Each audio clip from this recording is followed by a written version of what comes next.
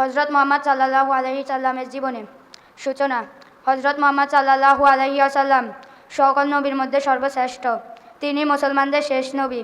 বহু বাধার সত্ত্বেও তিনি ইসলাম প্রচার করেছিলেন। জন্ম ও বাল্যজীবন। হযরত মুহাম্মদ সাল্লাল্লাহু আলাইহি সাল্লাম 570 খ্রিস্টাব্দে মক্কা নগরে জন্মগ্রহণ করেন। তিনি বিখ্যাত কুরাইশ সম্প্রদায়ের লোক ছিলেন। তার পিতা আব্দুল্লাহ তার জন্মের পূর্বে মারা যান। যখন তিনি 6 বছরের বালক তখন তার মা আমেনা বিবিও মারা যান। তিনি তার পিতামহ কর্তৃক লালিত পালিত হন।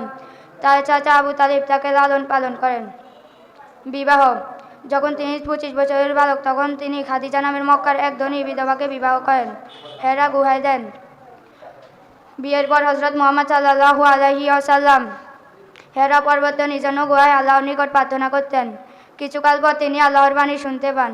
তিনি প্রচার করলেন, আল্লাহ একক, তিনি সর্বশক্তিমান। মক্কায় ক্লেশ ভোগ। তারপর হযরত মুহাম্মদ সাল্লাল্লাহু